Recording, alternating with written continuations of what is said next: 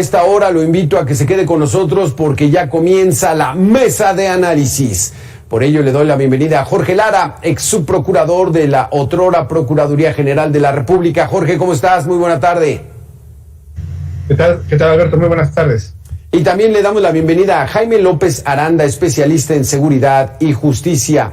¿Qué tal, Jaime? ¿Cómo estás? Un gusto saludarte nuevamente. Buenas tardes. ¿Qué tal, Jorge? Hola, Jaime, ¿cómo estás? ¿Y tú? Pues que no se nos olvide nadie, Jorge. Es doble o triplemente dañino que un funcionario que se dedica a la procuración, a la impartición, a la aplicación de la justicia, se involucre en actos de corrupción, porque entonces sí, que nos agarren confesados, Jorge. Bueno, pues como dice el dicho, ¿quién cuida a los que nos cuidan, verdad? Por eso es tan importante el tener un muy buen diseño institucional en donde se puedan generar controles,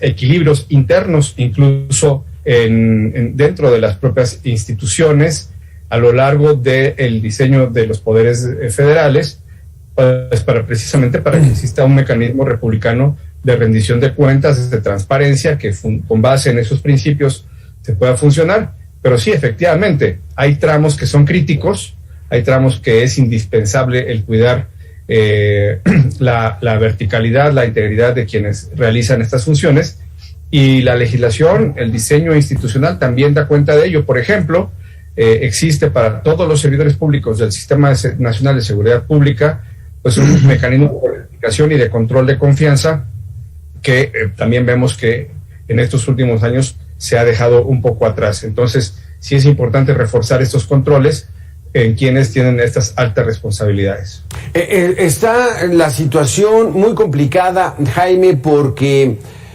la regla no escrita plata o plomo está a la orden del día. ¿Qué significa esto? O recibes el dinero o te atienes a las consecuencias y puede el crimen organizado asesinar al personaje o a sus familiares o a sus seres cercanos. Está complicado. Recuerdo aquella época donde Juan García Ábrego, del cártel de El Golfo, en las finales de los 90, él lo detuvieron y dijo: yo apartaba $50 millones para sobornar todo lo que se tuviera que sobornar. ¿Cómo se puede evitar eso, Jaime? ¿Cómo poder evitar que se caiga en esa situación donde prácticamente los criminales pueden tener el control? Bueno, es justo lo que yo estaba apuntando, Jorge. O sea, el tema de fondo va a un componente de probidad personal, si se quiere, todo lo que va con el control de confianza, pero sobre todo, como ya bien apuntado, es un tema de diseño institucional. ¿Quién toma las decisiones? ¿Quién supervisa la toma de decisiones? ¿Quién participa en la toma de decisiones? ¿Y cuáles son los grados de autonomía que existen? Esto no solamente funciona para mantener la probidad o la integridad de las instituciones, también funciona para proteger a los elementos que están participando, a los funcionarios que están tomando las decisiones. Lo que hemos visto, no solamente en seguridad, lo hemos visto también en la Procuración de Justicia, en todos los otros ámbitos, a mayor autonomía, mientras más libertad haya para tomar decisiones, más oportunidades de corrupción hay. Eso es un tema de fondo. Entonces, es muy importante, y eso es justamente el asunto, tomarlo como desde un punto de vista sistémico, si se quiere ver así. Lo que se tiene que pensar es se tiene que pensar, por supuesto, en la probidad de los funcionarios o en las capacidades individuales de los funcionarios, pero se tiene que pensar sobre todo en cómo la institución, los procesos de toma de decisión dentro de una institución otorgan esos tramos de autonomía o no. Hay una cierta autonomía mínima que es necesaria para que funcione, pero al final lo más importante es que la institución pueda protegerse a sí misma y pueda protegernos a nosotros. Para ello es indispensable estar pensando consistentemente, no solamente, ya lo decía Jorge, quién vigila, quién los vigilan, sino cómo se vigila de manera cotidiana. ¿Qué está ocurriendo de manera diaria? ¿Y cómo se están tomando las decisiones más relevantes de manera diaria? ¿Quién está participando? Sí. ¿Qué características tienen las personas que están participando? ¿Cuáles son los elementos que se toman para tomar decisiones? ¿Y quién revisa esas decisiones posteriormente? Si alguien. Esto es fácil decirlo, se dice muy rápido, pero es ser extraordinariamente complejo en el sistema mexicano. Sí. Aquí Jaime, sé que las comparaciones son odiosas. Y más si nos comparamos con nuestros vecinos del norte, que a mucha gente le causa mucho ruido. Pero ¿cómo se blindan, por ejemplo, los que persiguen a narcotraficantes en los Estados Unidos? cómo evitar que sean presa de esa amenaza de su vida o de recibir el dinero casi sin otra alternativa. Bueno, de hecho tenemos casos y existen registrados en Estados Unidos justamente también de corrupción de funcionarios y de agentes involucrados en el combate a las drogas en Estados Unidos. Hay algunos factores que ayudan o contribuyen a reducir el riesgo, entre ellos el hecho de que tienen mucha mayor supervisión interna y externa. Hay mecanismos, por ejemplo, órganos de vigilancia dentro de la DEA o dentro del FBI o entre las diferentes agencias que participan, que están constantemente supervisando y monitoreando estas decisiones. Tienes un poder judicial muy independiente, muy fuerte, que también hace una revisión profunda de los casos. Pero, por ejemplo, lo hemos visto, o sea, el nivel de penetración que puede llegar a ocurrir, no sé, por ejemplo, ha llegado a ocurrir en aduanas, ha llegado a ocurrir con policías locales. Vamos, o sea, hay un cierto nivel de corrupción que no puedes prevenir, pero que puedes combatir de manera más efectiva. Eso reduce los incentivos. A nivel más, quizá menos obvio, pero probablemente más importante, también hay incentivos muy poderosos para mantenerse alineado por los beneficios laborales que existen, los beneficios profesionales que existen, y el riesgo se te incrementa muchísimo porque lo que estás perdiendo no es la posibilidad de un sueldito, lo que estás perdiendo es el retiro. Lo que hay una mucha mayor certeza de que te van a castigar y que el castigo va a ser muy, muy pesado. Ya, sí. Eso también tiene un efecto que es importante y va justamente a lo que también, conforme el Sistema Nacional de Seguridad Pública, por ejemplo, en algún momento lo que se pensaba era en eso, el fortalecimiento de las condiciones laborales de los elementos de los funcionarios, justamente para crear menores incentivos a corromperse. No es que no te puedas corromper, nada más, vaya, para que valga la pena, por decirlo en términos muy, muy coloquiales, pues tiene que ser infinitamente más. Es decir, si incrementas el nivel de riesgo de que alguien sea castigado o perseguido por estas actividades, pues eso también desincentiva la corrupción porque le hace mucho más costoso. Claro. Aquí Jorge, es muy complicado eso, es muy complicado en la situación en la que nos encontramos, donde el poderío económico de las bandas criminales, pues bueno, controlan, o recibes dinero o te atienes a las consecuencias. Lo vimos con el sexenio del presidente Zedillo, el general Gutiérrez Rebollo involucrado. Lo vimos con el presidente Fox, que puso a un militar en la PGR, Maceo de la Concha, y finalmente pues tuvo que mandarlo de cónsul a Europa porque también parecía que estaba involucrado. Lo vimos con Calderón, pues se le desbarató ahí la Policía Federal. O sea, está muy complicado, Jorge. ¿Qué posibilidad habría de crear, así como jueces sin rostro, funcionarios de seguridad que no tuvieran rostro para que estuvieran protegidos y blindados ante la amenaza de los criminales? Pues es difícil que existiese una circunstancia que implicara el anonimato, pues porque al final del día el Estado de Derecho tiene que imponerse. El Estado debe ser mucho más fuerte, siempre debe prevalecer el Estado, y bajo esa premisa se deben de construir los mecanismos de protección. De hecho, pues en los países en donde esto funciona, pues existen precisamente mecanismos internos, pero también mecanismos de control. Por ejemplo, de lo que se trata también es de tener un control patrimonial.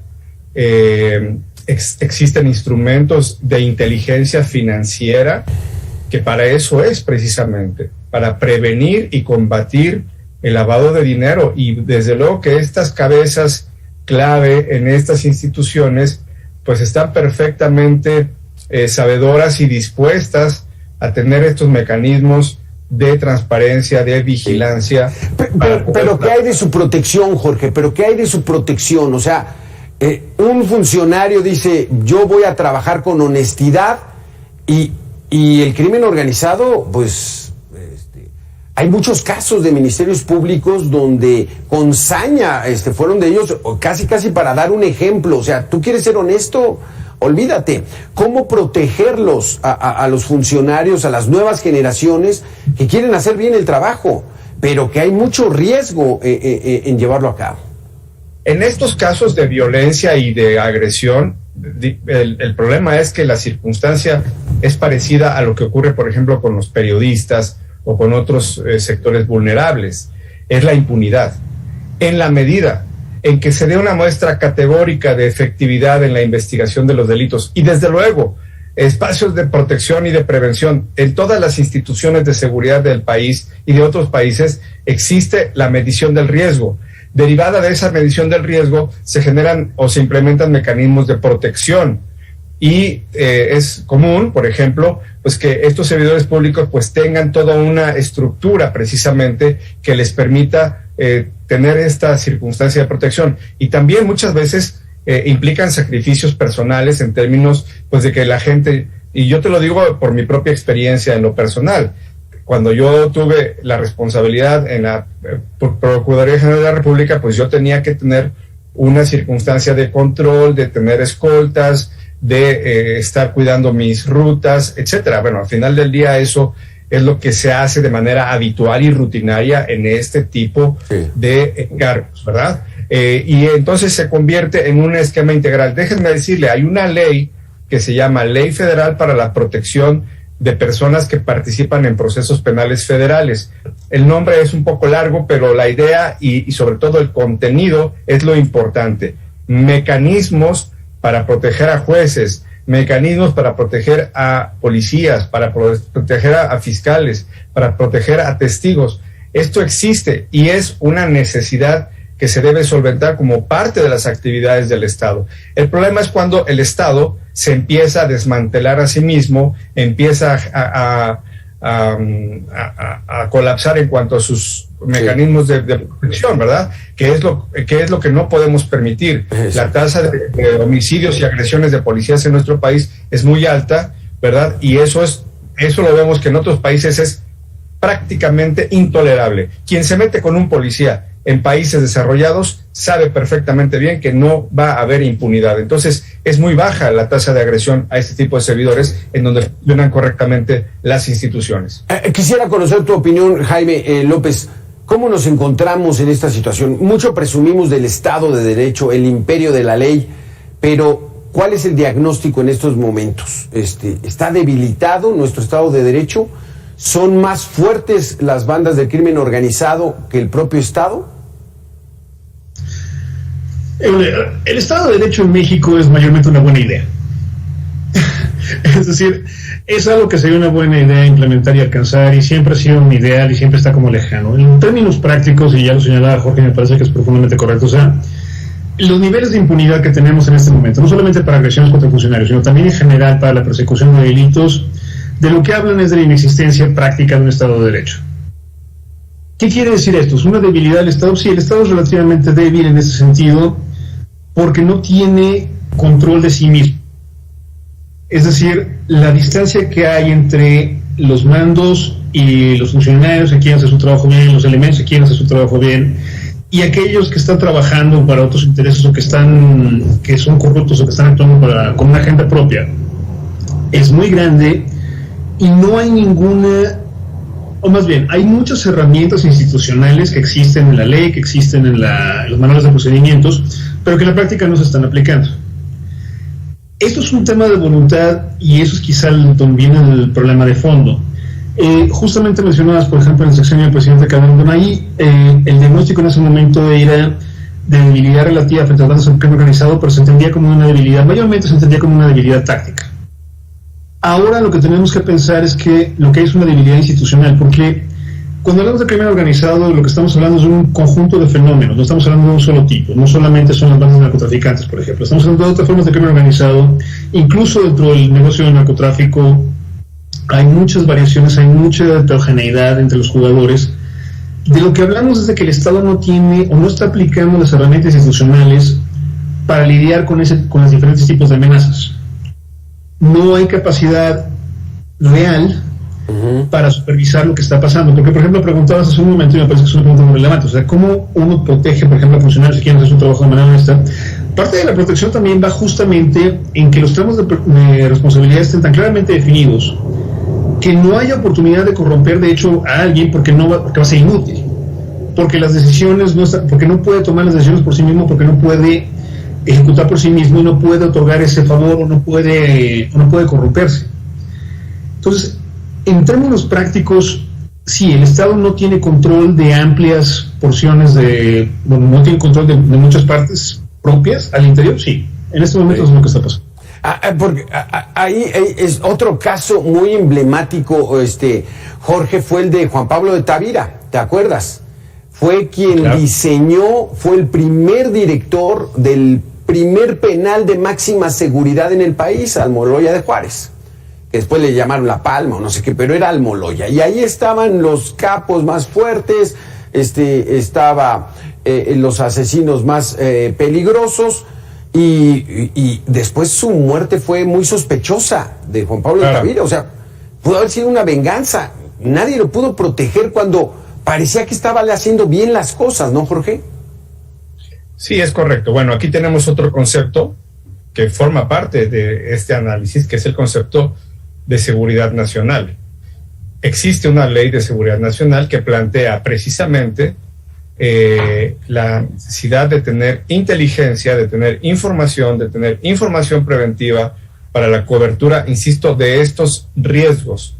Estos servidores públicos, estas instituciones, atraviesan una innumerable cantidad de riesgos operativos, de seguridad, etcétera. Sí. Lo mismo anoche también, por ejemplo, ¿no? En el incendio sospechoso de los pastizales adyacentes a la central de control de policía, nada más que de Guardia Nacional, en un incendio bastante sospechoso. Entonces, bueno, se tiene la información y se tiene que realizar toda la serie de actividades preventivas y de inhibición de agresiones, etcétera. Cuando vemos que hay una circunstancia de estas, es que algo falló en inteligencia y entonces se tienen que recalibrar, se tiene que revisar cuáles fueron los fallos de inteligencia. No podemos olvidar que hay un aparato muy robusto, muy importante de inteligencia que tiene esa misión institucional, precisamente el ver, el poder prever, el poder inhibir, el poder actuar de manera oportuna. Es labor del Estado y el Estado tiene instrumentos muy potentes de vigilancia, incluso diríamos hasta sin ánimo peyorativo, hasta de espionaje, ¿verdad? Para poder prever estos contextos de riesgo y poder inhibir estas circunstancias. Cuando algo se sale de control, pues desde luego que hay pasando algo que amerita revisión y una investigación a profundidad. Es que, Jaime, en estos últimos 30 años, que es donde ha crecido mucho el trasiego de drogas, ¿no? O sea, lo tenemos ya registrado como desde 1985, ¿no? Con la muerte del Kiki Camarena, y a partir de ahí ya sabíamos que México era paso de drogas, y entonces el Cártel del Golfo, de Tijuana, el Señor de los Cielos, que eran poquitos en aquel entonces, pero no hemos podido tener una estrategia efectiva. Se lo hemos dado a policías, a superpolicías, ha habido controles de seguridad, ahora a los militares se nos están acabando las posibilidades, ¿no crees? Bueno, de hecho, creo que justamente el caso de Camarena es un muy buen ejemplo de esto. Es decir, la reacción al asesinato de Camarena fue la destrucción finalmente de la Federación del Cártel de Guadalajara como existía en ese momento. Dio paso a muchas otras cosas, porque en términos generales, de nuevo, o sea, la estrategia general de combate al crimen organizado y al narcotráfico en particular dentro de los socios con México pues no ha sido exactamente exitosa. Habiendo dicho esto, yo no creo que hayamos en realidad a la fecha implementado una estrategia de blindaje del Estado como tal, o de diseño institucional del Estado en ánimo de blindaje. Justamente lo que referías y la secuencia a la que te has referido es parte del tema. Lo que hemos hecho es sustituir una corporación con otra, o un tipo de elementos con otros, y a veces repetirlo, porque ya, bueno, mencionabas el caso del general Gutiérrez Rebollo, por ejemplo. Entonces, no es la primera vez que se recurre a la idea de que el ejército como institución tiene más solidez o más solidez relativa. El experimento de construcción, por ejemplo, de la primera Secretaría de Seguridad Pública con Genaro García Luna, que ahora en este momento está en proceso en Estados Unidos. La misma creación de la Guardia Nacional actualmente. Es decir, lo que no ha habido, y eso es el tema de fondo, es una reflexión de qué hace tan penetrable al Estado. Y no la ha habido en gran medida porque el Estado es penetrable, de nuevo, sí, es penetrable en los últimos 30, 40 años por bandas de narcotraficantes, pero en realidad es penetrable por muchos otros intereses y muchos otros tipos de grupos y muchos otros criminales. Y eso contribuye a una debilidad general, tanto institucional como de muchos liderazgos, que impiden hacer una reflexión más sistémica, más holística, más integral sobre cómo podemos combatir el fenómeno. Es decir, hay mucho la noción de que el tema de seguridad pública es una cuestión técnica y se puede dejar en manos de grupos técnicos y de personas que tengan como un alto nivel de probidad muy especializados. Ahora son los militares, antes eran los medios, etcétera. Sí. Pero en realidad el problema de fondo es que es un problema político. Es decir, el sistema de seguridad y de justicia penal en México no existe en el vacío. Sí. Existe como parte de un Estado que tiene una multitud de puertas para que entren aspectos de corrupción, para discrecionalidad. Mucho del problema que existe, o de la falta de control que existe, en realidad se introduce desde el nivel político. Exacto. Se empiezan a utilizar cuerpos de seguridad con fines políticos, se asignan prioridades con fines políticos mediáticos, porque se vean mejor. Entonces, cerrar esos huecos es un trabajo que tiene que hacerse en el Estado en su conjunto. Muchísimas gracias, Jaime. Muchísimas gracias, Jorge. Desafortunadamente se nos acaba el tiempo, pero creo que es un punto muy importante. La política echa a perder estrategias de seguridad, cuando no debería ser una cuestión técnica, así como la economía, así como otros temas. Pero el actual gobierno dice es que todo tiene que ser político. ¿Quién sabe a dónde nos lleve eso? Jorge Lara, Jaime López, muchísimas gracias por haber estado con nosotros. Gracias, cuídate. Hasta luego. Muchísimas